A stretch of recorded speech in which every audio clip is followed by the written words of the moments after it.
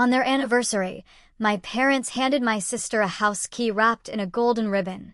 Me? They gave me a printed job listing. My dad smirked. This seems more your speed. What they didn't know is that he'd forged my signature to buy that same house. I just smiled and handed them a gift that made their faces go pale. Can you imagine your own parents looking you straight in the eye, handing you a literal job application for an entry-level position, and then turning around to give your sister the keys to your childhood home? Yeah, that happened to me. They didn't just hand her the keys, they'd already forged my name, stealing the deed right out from under my feet, all with a sickening smile. But what do you do when your own family erases you, then hands you the knife with a smile? The rain had been my constant companion all the way from Virginia, drumming against my windshield like it had its own personal grievance against me. I pulled into my parents' driveway in Pennsylvania just after 3 that afternoon, my headlights barely cutting through the thick mist. The front porch light was already on, glowing faintly through the gray curtain. My trunk clicked open with a soft sigh as I stepped out, stretching my legs after 6 hours of tight-shouldered driving. My hands were still damp from gripping the wheel too long. Lily's car was already parked out front, of course. White SUV, spotless, like she'd just driven it off the showroom floor. She'd probably flown in, you know? Skipped the storm entirely. I stood there for a beat, watching the wipers on her windshield slowly come to a stop. Then I grabbed my overnight bag and the small gift I'd wrapped the night before, a photo album I'd spent weeks curating, filled with pictures from our childhood. I knocked twice and pushed the door open, just like I'd always done. Except this time, it didn't feel like coming home. It felt polite. "Oh, Kala," my mother said, glancing up from the kitchen island. Her voice was too bright, almost chirpy. "You made it." Lily was already perched on one of the bar stools, laughing at something Dad had said. She turned her head over her shoulder and gave me a quick wave, her diamond engagement ring catching the light. "You look tired." "Long drive," I mumbled, setting my bag down by the stairs. "Hi, Dad." He just nodded, not even bothering to stand up. "You should have come last night. We had cocktails." I forced a smile. Caught in traffic through Delaware. Took me almost 2 extra hours. Lily slid off the stool, her heels clicking against the tile. She gave me a quick hug, arms barely touching, more of a formality than actual affection. Her fiancé, Ryan, gave me a firm handshake, like I was a colleague he barely remembered from some networking mixer. I noticed the gold ribbon box sitting in the center of the island. It was perfectly wrapped, the kind of wrapping that screams boutique, not drugstore. Lily kept glancing at it, her eyes gleaming with anticipation. "You didn't have to bring anything," Mom said, her eyes landing on the gift in my hands. "But thank you." She took it from me and placed it beside a stack of paper towels. Like it was a grocery list. I bit my cheek so hard I tasted blood. We sat down for dinner around 6. Lily had changed into a floral dress, all soft and flowing. I stayed in my travel jeans and sweater. Mom had made pot roast, which, surprise, was Lily's favorite. Dad poured everyone a glass of wine except me. "Still on that health kick?" he said, half laughing as he handed me a sparkling water. "Sure," I said. Conversation rolled easily between them. I nodded and smiled when required, but mostly I just watched. The way they leaned in to listen to Ryan talk about his job at the firm. The way my mom kept brushing imaginary crumbs off Lily's sleeve. It was like watching a perfectly curated dinner party, and I was the unexpected plus one they'd forgotten to RSVP for. After dessert, Dad cleared his throat and stood up. "Lily," he said, smiling wide. "Your mother and I wanted to give you something special." He lifted the gold ribbon box and handed it to her. She gasped, genuinely, and untied the ribbon with the ease of someone used to opening presents meant only for her. Inside was a small white box. She opened it. "A key?" she laughed. "To what?" "Our house." Dad nodded. "The one on Riverbend. It's yours now. You've earned it. You've always been the responsible one." Lily teared up. Mom beamed. Ryan clapped her on the back like she'd just won a promotion. They didn't even notice I wasn't clapping. Then Mom turned to me. "And for you, Kala." She handed me a plain white envelope. No ribbon, just my name in faint ink. Inside was a printed job listing. Administrative assistant. Entry level. Salary $38,000. Location Harrisburg. I stared at it. Dad chuckled. We figured this suits you better. Something manageable. Closer to your pace. I swallowed, but nothing went down. Lily kept smiling. Ryan sipped his wine. The key in her hand had an address engraved on it, 542 Riverbend Lane. Our old house. My childhood bedroom. The swing Dad built in the backyard. The lilac tree I'd planted with Mom when I was 9. All of it. Hers. I looked back down at the paper in my hand, then back at the table. Thank you, I said quietly. Lily beamed. Isn't it great? I'm thinking we'll remodel the kitchen. Knock out that wall near the den. I smiled the way you do at a funeral when you're trying not to cry. Sounds perfect. Excusing myself, I walked toward the guest bathroom. The hallway lights flickered slightly overhead. That's when I saw them, stacked neatly near the laundry room. 3 moving boxes, labeled in thick black marker. Kala's room. Books. Kala's closet. Kala Ms. K. They'd already packed up my childhood. The bathroom was cold. I locked the door behind me, leaned against the sink, and pulled out my phone. I wasn't even sure why. Instinct, maybe. And there it was. An email from my bank, dated 3 weeks ago. A mortgage transfer confirmation. The house had changed ownership. And I was listed as co-signer. Except I hadn't signed anything.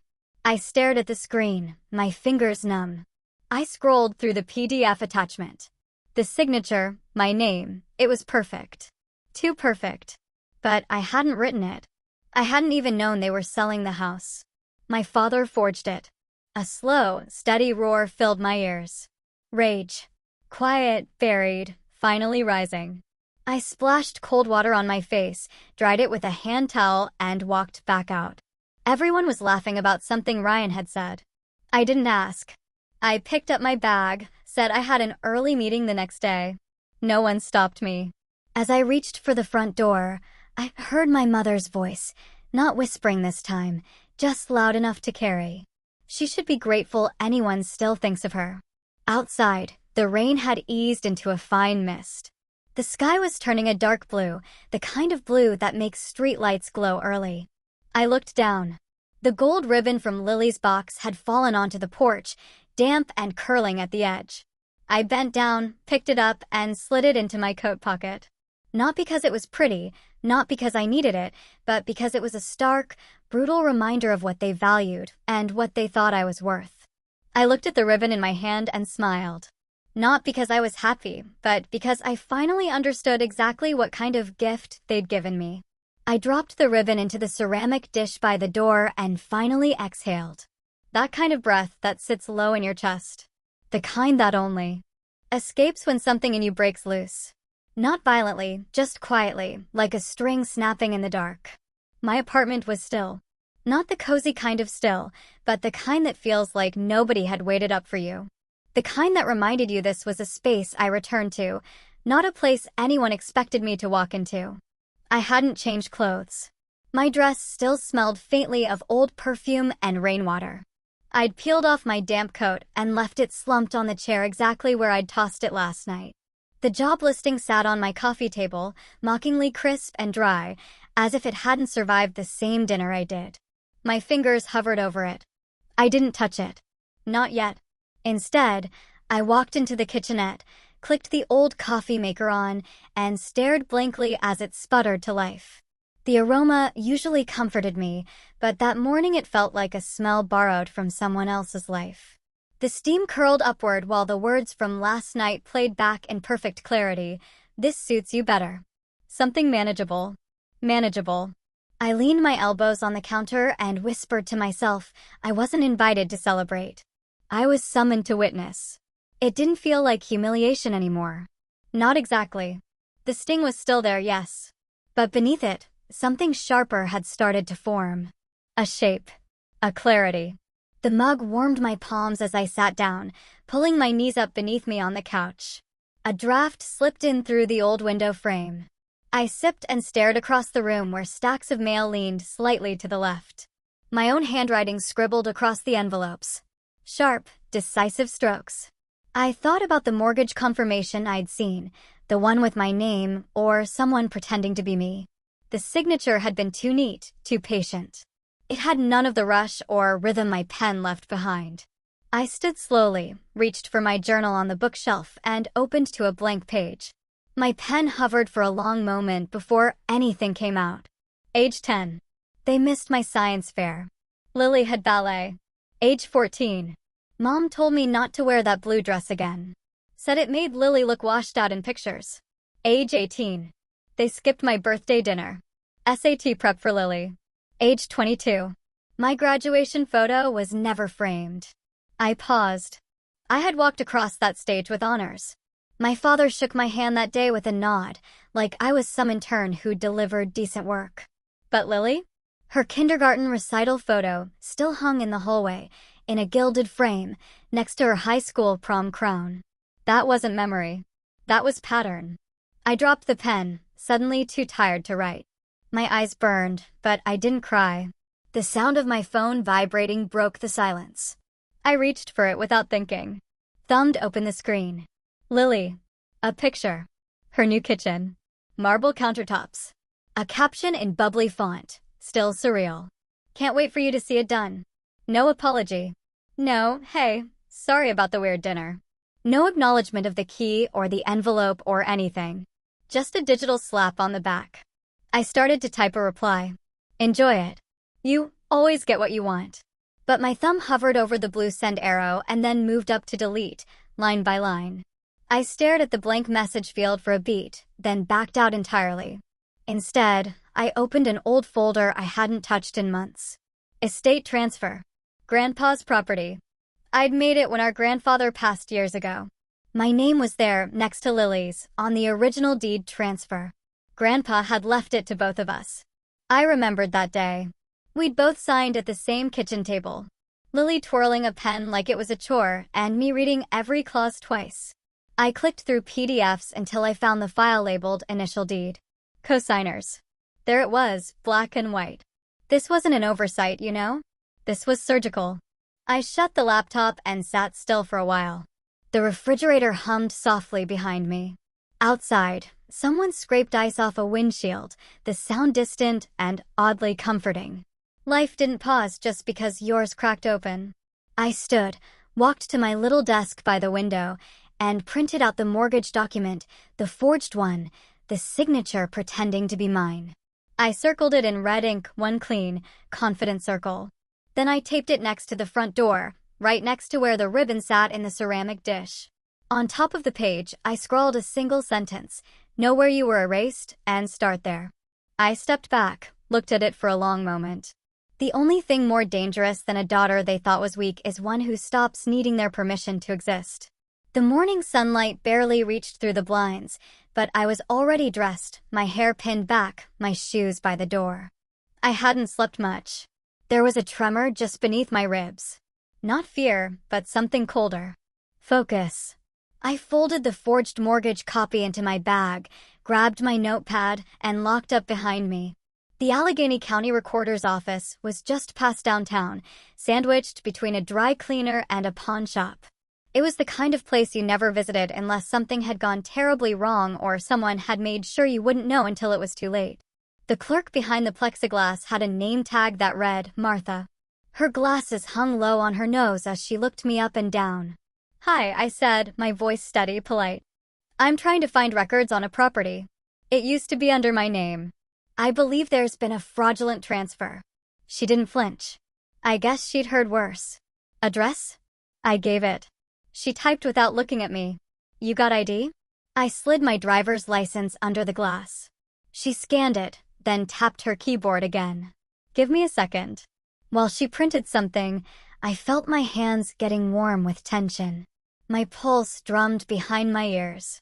She returned with a few pages clipped together. This what you're looking for? I took it. The deed stared back at me. The original one. Co-signed by Grandpa, myself, and Lily after he passed. But the next page was newer, much newer. A title transfer. Date: 3 months ago. Buyer: Lily Bishop. Seller: Ronald Bishop. Price: $1. My name was nowhere. But my forged signature, shaky, barely mimicking my handwriting, lingered at the bottom of the previous revision, like a stain no one had bothered to clean. In the contact field, an email. RB Bishop 63A. I stared at it. Not even an effort to hide it. A lump sat in my throat, but I didn't let it rise. "Can I get a certified copy?" I asked quietly. Martha nodded. "That'll be $6. I paid in cash, thanked her, and walked out into the chilly mid-morning air. I didn't cry. Not there. Not yet. On the bus ride back, I sat by the window and watched the city slide past gray buildings, damp sidewalks, people rushing through routines that didn't know me, didn't hurt me. My fingers tightened around the document. Grandpa used to drive us out every summer to that lot, back when the ground was nothing but soft clay and oak roots. He let me pick the tile for the kitchen. Green, blue, the color of the creek that ran behind the woods. Lily was away at camp that summer. She didn't care about tile. "That kitchen's got your name on it," he said once, brushing dust off my shoulder. "One day this place will be yours to breathe in." And now? Now it was someone else's Instagram backdrop, a showcase for the daughter who never lifted a hammer. I closed my eyes and felt the ache in my chest spread like a slow bruise, not from the loss of property, but of belonging. It wasn't just a house. It was proof I had mattered once, and now even that had been scrubbed away, like I was never supposed to exist in the story. By the time I got home, a fine drizzle had started. I shook out my coat and placed the certified deed copy on my kitchen table, right next to the job ad my father had handed me at dinner. The one with highlighter all over it. Entry level, it read. No experience needed. No degree required. I sat down. No degree required. They really meant that. For Lily, a $600,000 house with a walk-in pantry and a backyard fire pit. For me, a job flipping sandwiches. I picked up a pen and drew a line from the glowing yellow highlight to my name, barely legible, forged on the title transfer. 2 artifacts, 1 truth. That's when the smile came. Not wide, not joyous, just a small, knowing pull at the corners of my mouth. This wasn't over. I stood, crossed to the closet, and pulled out a dusty gray file box I hadn't touched in years. Inside were tax records, bank letters, and Grandpa's old files, wills, property outlines, trust documents I used to help him organize before he got sick. I carried it to the table. My hands moved slowly, but with precision. There was no shaking now, just quiet. I spent the next few hours scanning every single page into a secure folder I named. They forgot I could read contracts. The sun had set by the time I finished. My back ached. My eyes stung. But the fire inside me had settled into something solid. At the bottom of the file box, beneath the older papers, I found a folded envelope labeled in Grandpa's handwriting, Transfer Terms. Lily and Kala. Notarized copy. I didn't open it. Not yet. Some things needed the right time. For now, I taped the certified copy of the fraudulent transfer to the wall beside my fridge. Tomorrow, I'd start building my timeline. Not to fight them. Not yet. Just to understand every corner of what had been taken. Because the moment I stopped expecting fairness was the moment I started building leverage. I hadn't even taken off my shoes when I saw the missed calls. 3 of them. The same unknown number. No voicemail transcription. Just a little red dot blinking next to the call log. I tossed my keys into the bowl by the door and let my bag slide off my shoulder. The ache from my double shift at the diner still clinging to my legs. I stared at the screen a moment longer before pressing play. There was a pause. Then a woman's voice came through. Sharp, low, urgent. "He said you'd never find out, but you should check the second drawer in your father's study before it's too late." Click. That was it. I stood still in the middle of my apartment, heart pounding.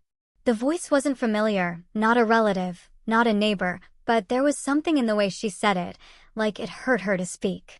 I replayed the message again and again. He said, "You'd never find out, before it's too late." I didn't know what I hated more, that someone knew something and hadn't told me until now, or that they assumed I'd never have the guts to dig. I sat down slowly at the kitchen table, trying to piece together what the second drawer might mean. Then it hit me. Dad's study, The desk with the brass handles, the one only he used. For a moment, I felt like a teenager again, shut out of grown-up conversations, listening from behind closed doors. That old ache of invisibility, it was starting to fade, replaced by something harder, sharper. I picked up the phone and called Janine, my old babysitter. She used to help clean the house back before Mom pretended we were too professional for help. She picked up after 2 rings. "Janine, it's Culla." "Oh, sweetheart," she said, surprised. "It's been a long time.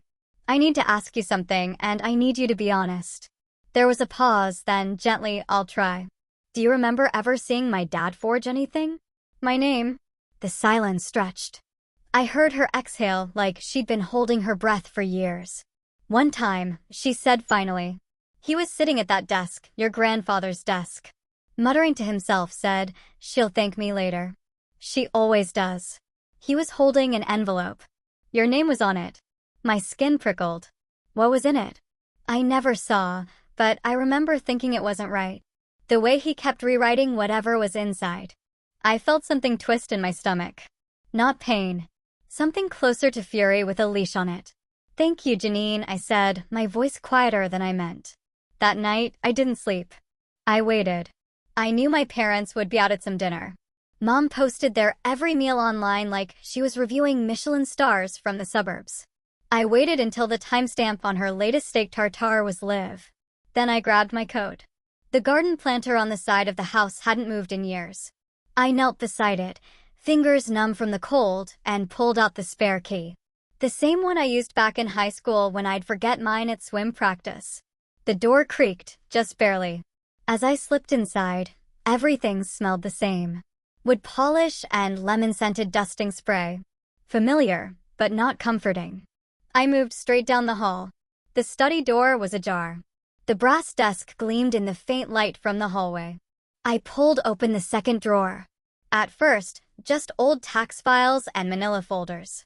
Then, under a folder labeled discretionary, I found it. An envelope marked trust reassignment, call it to Lily, dated months before the anniversary dinner. Notarized. Filed. Deliberate. I held it in my hands like it might burn through my skin. They'd planned everything. The job ad. The public humiliation. The exclusion from the family photo. This wasn't impulsive. It was a strategy. They didn't just want me out. They wanted to make it look like I was never meant to be there at all. I could feel my throat tighten, but I didn't cry. Then I noticed something tucked behind the envelope. A folded sheet of notebook paper, not typed, handwritten. The handwriting was shaky, but I knew it. If you're reading this, it means they've buried what's yours. Follow the coordinates. Below the line was a string of numbers, scribbled like an afterthought. I stared at them, heart racing. It was his handwriting, Grandpa's. And in that moment, I felt something I hadn't let myself feel in weeks. Hope. He knew. Somehow, he saw it coming, and he left me a trail. I tucked the envelope and the note inside my coat and pushed the drawer shut, careful to leave everything as it was. I backed out of the room, turned the key behind me, and slid the planter back into place. By the time I stepped onto the sidewalk, the wind had picked up. It cut across my cheeks, but I didn't shiver. I was too warm. I thought the worst part was the betrayal. I hadn't even begun to peel back the lies. I didn't sleep much after I found the file in the study. The words on the envelope kept echoing in my head like a whisper through a locked door. Trust reassignment. Call it to Lily. They had made the switch long before the family dinner, long before they offered me that job posting like a cheap consolation prize. By Saturday morning, my decision was made. I booked a rental car and packed only what I needed. A change of clothes, my phone, a flashlight, and the sealed note with those handwritten coordinates. The GPS led me north, past the outskirts of town, beyond where streetlights stretched, down winding back roads where cell service flickered in and out. I hadn't been this far out in years. But when I turned down that gravel path and saw the cabin again, it all came rushing back. I must have been 8, maybe 9, the last time I was here. I remember the way Grandpa would hold my hand just a little tighter as we approached the lake. He used to tell me this was his thinking place. No phones, no noise, just trees, water, and truth. The cabin had aged like an old photograph. Edges curling, colors faded. The wooden porch groaned beneath my steps. The key still sat behind the top plank, just where I'd seen him hide it once when I was little. I unlocked the door and stepped into stillness. Dust motes danced in the sunlight, cutting through slats in the boarded windows. A faded quilt still lay over the couch. There was a coffee mug with a crack down the side, still perched in the sink like it had been left yesterday. The silence was heavy, like the air knew I wasn't just visiting. I started with the floorboards near the fireplace. Something about that spot tugged at my memory. After a few careful pries with a fireplace poker, one board came loose, and there it was, a black folder, thick, bound shut with an old wax seal. And beside it, a dusty cassette recorder. My chest tightened. My fingers hesitated on the play button. Then I heard his voice. "Kala, if you're hearing this, it means the worst has happened." It was him, my grandfather. His voice was slower than I remembered, raspier, but full of intent. "They erased you to secure the house and the future inheritance for Lily. I never agreed to that. Never. I left you something only you can claim. It's not just about the house. It's about everything they stole from you. Starting when you were a child." I stood frozen, barely breathing. He continued, "There's a trust one created. It was meant for you, but the clause was tricky. Your father made sure of that. To claim it, you have to present yourself with identification before your 30th birthday. And if you're hearing this, Kala, you have 23 days left." I stared down at my hands like they'd turned to stone. 23 days. The same trust they'd buried. The same one my name had been wiped from. The tape clicked off, leaving the room painfully quiet. I sat there for a long while, maybe minutes, maybe longer. I could hear the creak of the cabin walls, the rustle of leaves outside. And in that quiet, old memories came crawling back, the kind I'd boxed up and pushed down deep. The time my father told me, "You're not like Lily. You ask too many questions." The school project Lily won an award for, one I had researched, drawn, and written from start to finish. The look on Mom's face every time I challenged something Lily said. Her smile would freeze, and she'd whisper, "Don't start something. Just let her have it." How many times had I swallowed things just to keep the peace? And what did that peace cost me? I opened the file next. Inside was a notarized letter from Grandpa's legal advisor confirming the existence and terms of the trust. The signature was dated nearly 10 years ago. Underneath it, I found copies of letters between Grandpa and the estate lawyer. Pages yellowed but still clear. And one handwritten note, slipped between them. The lawyer moved to Arizona. If you want to fight, you'll need him. My next move suddenly felt real, tangible. I was going to find him. They had counted on me being passive, being quiet, being too late. But now, for the first time in years, I wasn't behind. I wasn't guessing. I stood up slowly, tucking the documents into my bag. Before I stepped out, I took one last look around the cabin. My eyes landed on a photo frame turned backward on the dusty bookshelf. I flipped it over. It was me, 8 years old, laughing by the lakeside, mud on my knees. Grandpa's arms slung around my shoulders. I smiled, small and tired, and whispered, "I'm still here, Grandpa." Then I locked the door behind me. As I walked back to the car, wind whipped through the trees. It was colder than I remembered up here. But inside, I felt a heat building. They buried my name, but they forgot something. My name still breathes where they can't reach. I boarded the early flight to Arizona with nothing but a worn carry-on and the file tucked close to my chest like armor. I hadn't slept much the night before. My mind kept circling back to my grandfather's voice, crackling through that old cassette recorder and the weight of the phrase, "Only you can claim this." That sentence had lodged itself deep in my chest. By the time I landed in Sedona, the sun had begun stretching itself across the red rock cliffs like a warm shawl. The contrast between the wide desert openness and the narrow silence I'd lived in lately almost made me dizzy. I picked up the rental, a beige sedan that smelled faintly of lemon wipes and stress, and drove toward the motel I'd booked.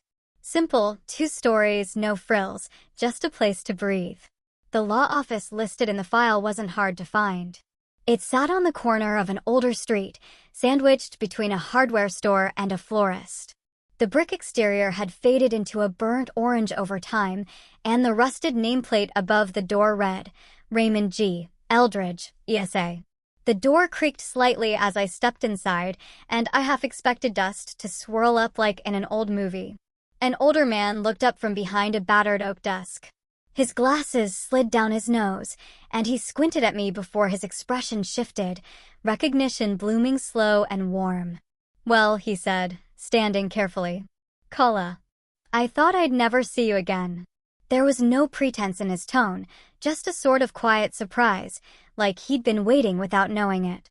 "You look just like your grandfather did when he was mad about something. Same fire behind the eyes." I smiled despite myself. He always said I was stubborn. Raymond motioned for me to sit, and I did, folding my hands together to steady their shaking. He pulled open a drawer and took out a sealed envelope. The handwriting on the front was unmistakably Grandpa's. The ink had faded, but the intention was still loud, "Only if she comes." "I've had that in my desk for 7 years," Raymond said. "He updated his estate plan the same summer Lily started getting real close with your mother. Told me he had a feeling, a bad one. Said if things ever went south, this letter would explain what he couldn't finish saying in person." He handed it over gently, like it was something sacred. My fingers trembled as I opened the seal. Inside was an official amendment. Signed, notarized, and clearly stamped.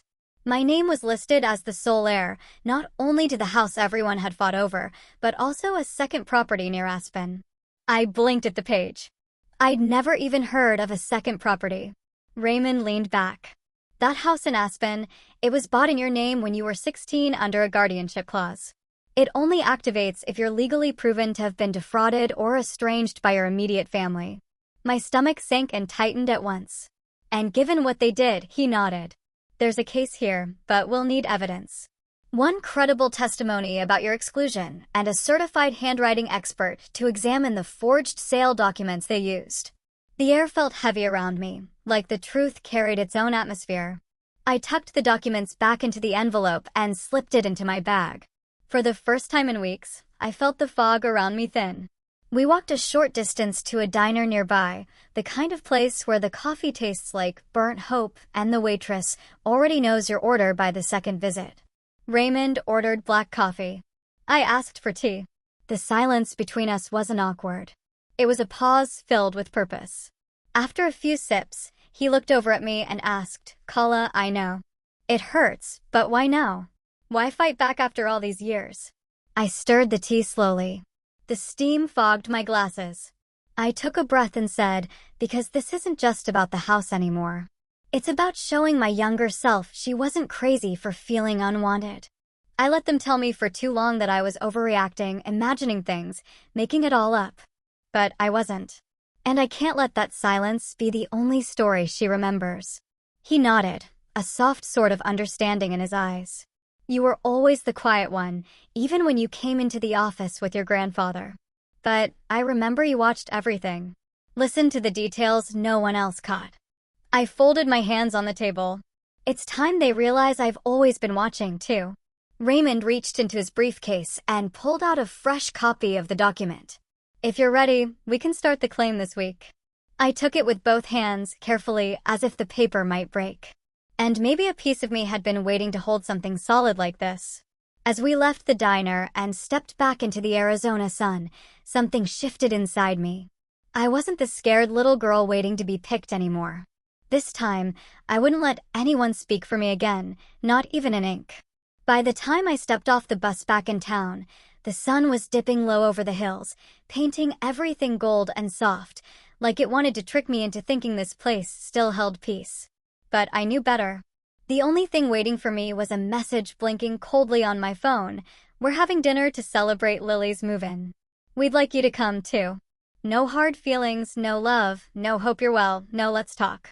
Just an invite that sounded more like fate than an olive branch. I stared at it in the quiet of my motel room, the same one I'd booked for one night and never checked out of. The room was no bigger than a closet, with carpet that smelled like wet cotton and a rickety fan that clacked all night, but it gave me something I hadn't had in years. Distance. Perspective. I didn't reply to the message. I just stood up, smoothed my shirt, pulled on a dark cardigan, and tied my hair back. I didn't bring a file. I didn't wear jewelry. I didn't even wear perfume. I brought one thing: silence. Their driveway looked exactly the same. Cracked near the curb.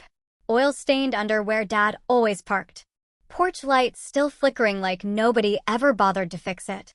I walked up the steps and rang the bell. A second later, the door swung open. "Oh, you made it," my mother said, with a tone too sweet to be real. Her eyes flickered over me, assessing, down to my shoes. "You look stable for once." I gave a small nod. "Thanks." Inside, the table was already set. Polished forks, cloth napkins, even a little centerpiece of dried lavender. Trying too hard, like always. Lily was already seated, flipping her hair like a model at a shoot. She wore a pastel blouse I'd once left behind in a storage bin years ago. "Oh, look," she said, holding up a key with a golden ribbon tied around it. "It's official. I moved in this week." Dad cleared his throat from his chair, his eyes not meeting mine. "Thought we'd do this right. Make it inclusive. Start fresh." I sat down across from them and reached for the water glass, half expecting it to be laced with something metaphorical. It was just water, flat and cold. The chicken was dry. The peas were overcooked. But no one was there for the food. Halfway through the meal, I set my fork down and asked, "Did you update the deed yet?" "Just curious." Lily didn't miss a beat. "Oh, already done. It's in my name now, officially. We didn't want it in limbo." Dad chuckled awkwardly, like he was trying to pass it off as no big deal. "Had to sign a couple things for you. Nothing serious, just housekeeping." I tilted my head and smiled gently. "Did I use my left hand or my right?" His eyes twitched. "What to sign?" I pressed. The handwriting analyst was wondering, because the signature wasn't consistent with any of my verified documents. Odd, right? You could hear the clink of Lily's knife hitting her plate. Her mouth hung slightly open, then snapped shut. Mom tried to recover. "Let's not get dramatic. You're here. Let's move forward." But I wasn't interested in their stage directions anymore. I reached into my bag, pulled out a single folder, and laid it quietly on the table. "This is a cease and desist order," I said, still calm, still even. "It references forgery and the trust." Dad's face lost all its fake ease. Mom opened her mouth, but no words came. I leaned slightly forward. "This is me saying no. On paper. With my actual hand." For a second, no one breathed. Even the air seemed to pause, unsure of where this was going. Then Lily scoffed, trying to regain footing. "That won't hold up. You don't have proof." I reached into my cardigan pocket and gently tapped my phone.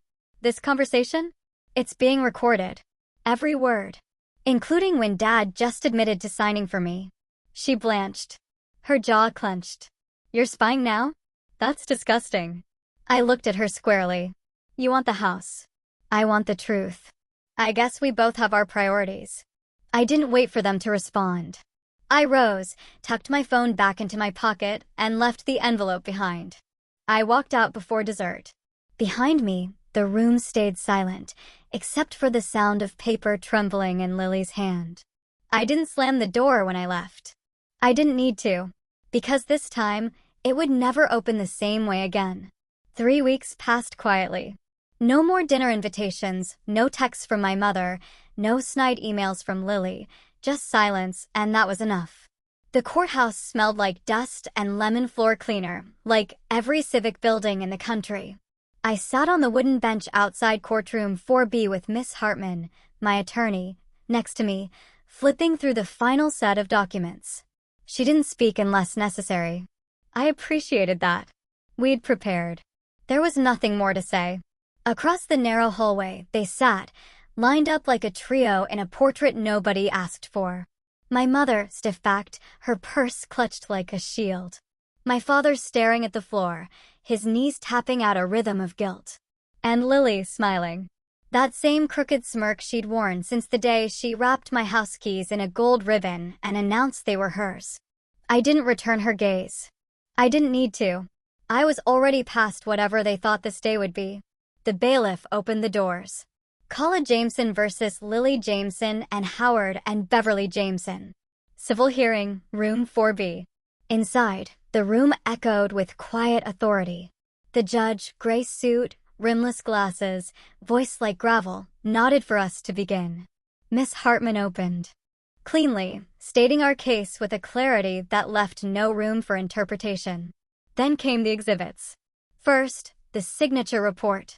She passed the forensic analysis to the judge and explained, the signature on the deed dated April 2nd, which the defendants claim belongs to Miss Jameson, does not match any of her verified legal signatures on file. Not even close. It was likely written by someone untrained in dominant hand mimicry. The judge studied the document for a beat too long. His brow didn't move, but the stillness said everything. Next came Janine. She wore a navy cardigan and shook as she took the stand, but her voice didn't falter. I was in the hallway that day. I heard Mr. Jameson say to Mrs. Jameson, "Don't worry, she doesn't need to be involved. We'll take care of it for her." He sounded like it was a done deal. Then Miss Hartman played the audio. The room went silent except for the low-quality recording. My father's voice rang out, "We signed for you. You didn't need to be involved." There was a long pause after it ended. Even the court reporter looked up for a second. My parents didn't move. Lily squinted like she wanted to object, but couldn't find a reason that didn't sound ridiculous. When it was my turn, I stood slowly. My knees didn't shake.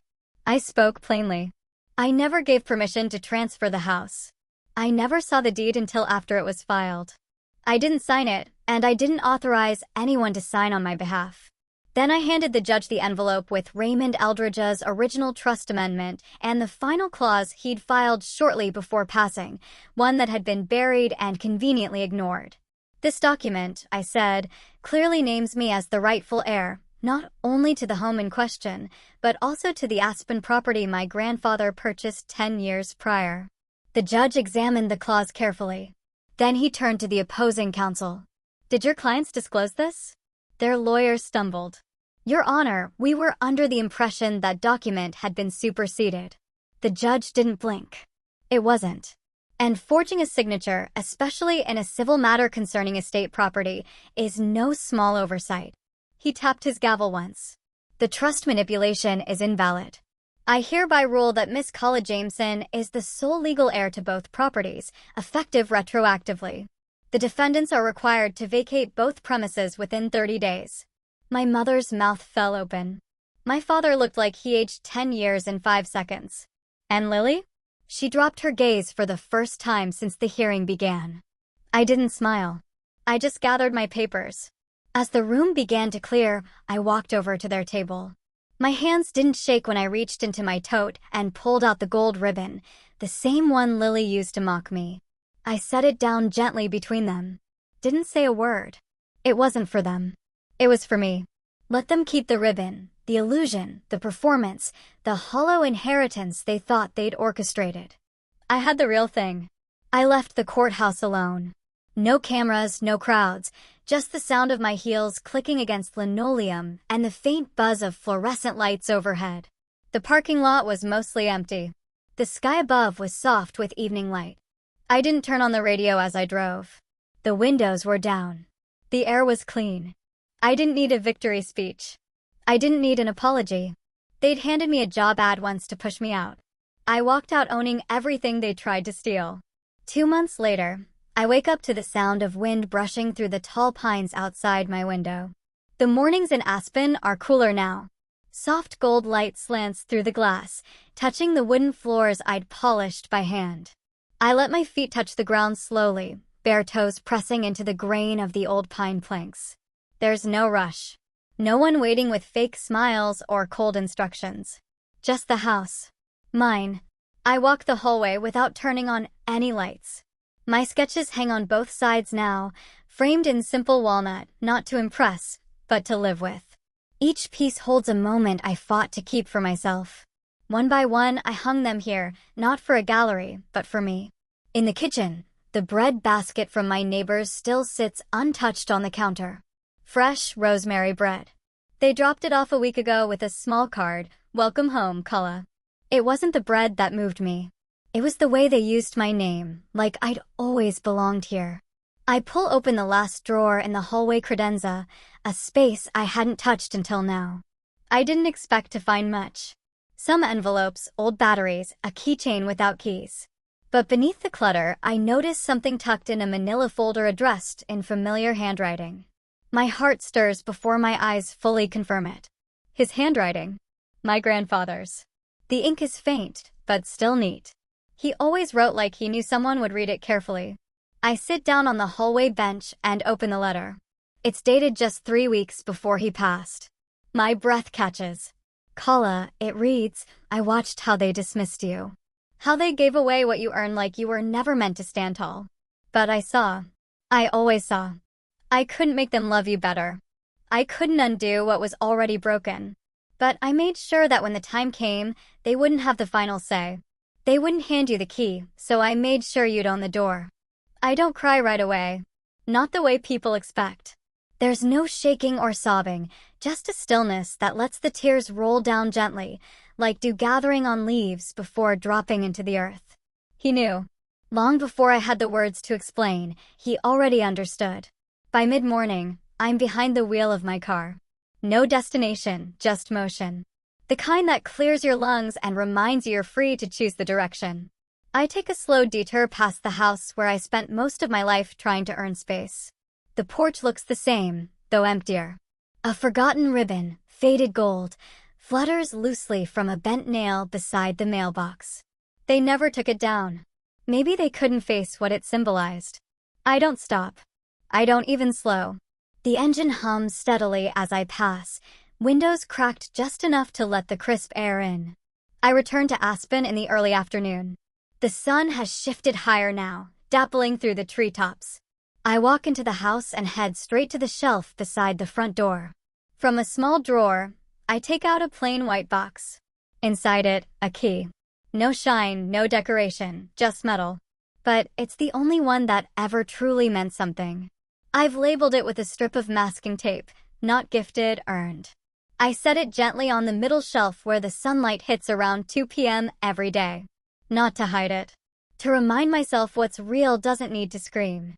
Just as I turn to head into the kitchen, my phone buzzes. I glance at the screen. Miss Hartman. Offer received for an exhibition in D.C. They want your full series. Call when you're ready. I smile. Not the kind of smile people wear when they've won something big. The kind that comes from realizing you no longer need anyone's permission. I pour myself a cup of coffee. No rush. No need to jump. I lean on the counter, watching the steam curl in the quiet. For the first time, everything begins on my terms. Because sometimes, the key isn't what they give you. It's what they desperately tried to keep from you. And now I held them all.